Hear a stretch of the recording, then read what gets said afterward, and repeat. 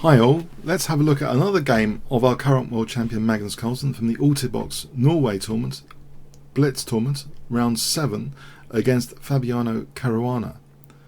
So d4 was played, Caruana played knight f6, c4, e6, knight c3, we have the Nimzo-Indian, and now the Rubinstein variation, e3, a very solid choice. Black castles, bishop d3, c5, and now the slightly unusual knight ge2. More usual is knight f3. For example, I can show you this popular trodden line, which is thought to be about equal. But knight ge2 is interesting as well. So white is ready to recapture on c3 if needed to avoid structural damage. d5, c takes, knight takes. a3, the bishop drops back to a5, maintaining that pin. It will be strengthening white's centre take on c3. B takes, and it looks as though white will be absolutely fine there. White castles, c takes d4, e takes d4. So there is an isolated queen's pawn now. Knight c6. We have bishop dropping back to c2 with the classic queen d3 now to IH7 without any knight b4 because a3 is there, stopping any knight b4. So queen d3 is ripe to try and probe black and try and maybe provoke weaknesses. But this move anticipates queen d3 without having to move a pawn. After queen d3 we have knight g6 defending h7. Knight takes d5 is played. E takes may be interesting as well as queen takes, although the bishop remains hemmed in. Maybe that was the concern, the trade-off concern anyway. There's all trade-offs here. E takes d5 means that this pawn's kind of shielded by that fellow pawn, although the bishop is kind of opened up here on c8. Bishop d2 challenging the bishop on a5. Okay, the bishop drops back again. Now this is interesting because that knight's pinned to h7, challenging the bishop on c7, rook e8, and now swapping that off, rook a e1, bishop d7, knight c3, putting pressure on d5, that's protected. And now you might find this quite interesting, queen g3, not minding the queens coming off. There is a certain grip on dart squares, which perhaps is slightly pronounced after this. Black does take the queen off. If queen b6, this position, knight takes d5, is interesting to consider, this forcing sequence, but there is, unfortunately for black, knight c7 here. So it's not that interesting for black actually. So queen takes g3 seems, there's not too many options there. hg, now bishop c6 protecting d5. Swapping things off again, bishop takes g6, hg, f3, the king can come into the game potentially now.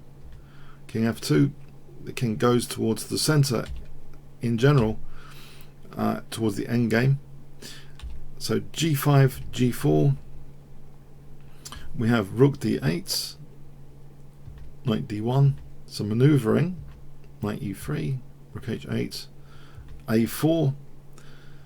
Now black actually doesn't lose if he takes this, but it does seem uncomfortable to allow rook on the 7th like this, but apparently this is technically okay.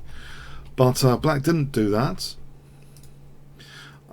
We have king e6, a5, king d6, knight c2, bishop b5, as though there's going to be a pin, so white avoids that, knight b4, b6, a takes,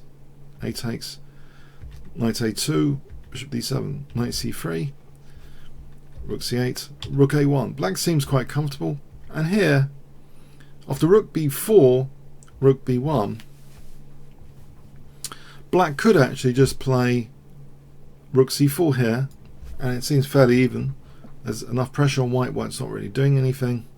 It seems black should be absolutely fine here.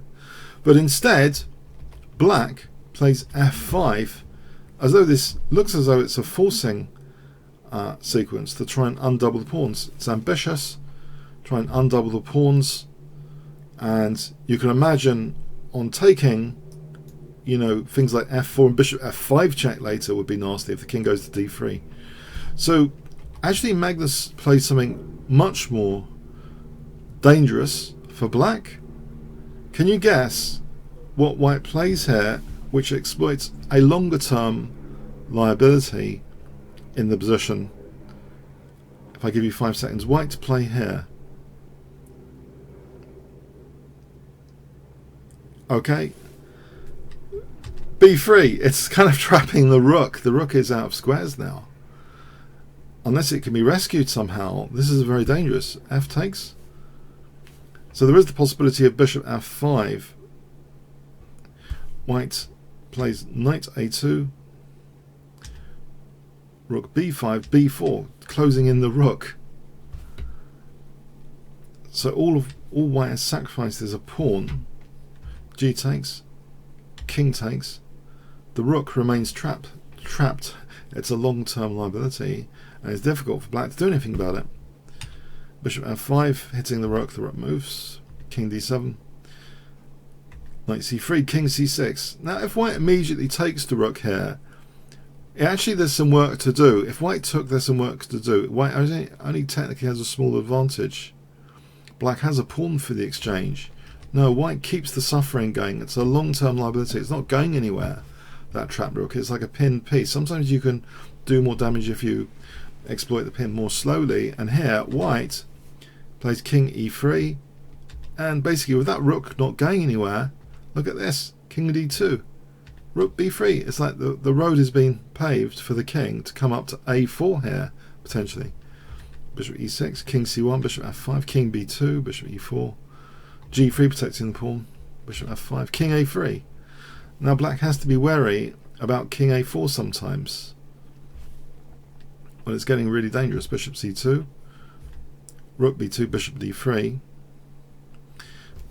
Okay, but now white plays a move which causes black to resign. Guess what white plays here?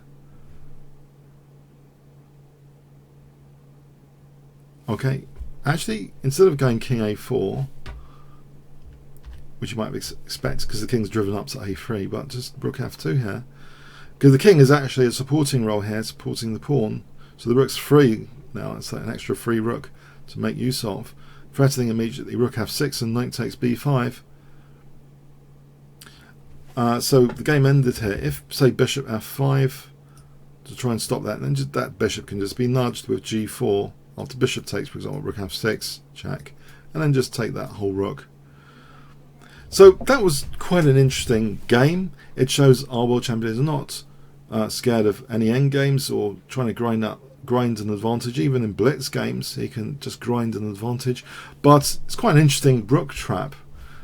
So these kind of tactical disasters can happen in endgame scenarios. One has to be alert tactically all the time as well.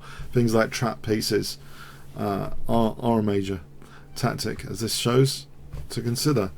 Okay, I hope you enjoyed it. Comments, questions, likes, shares appreciated. Thanks so much.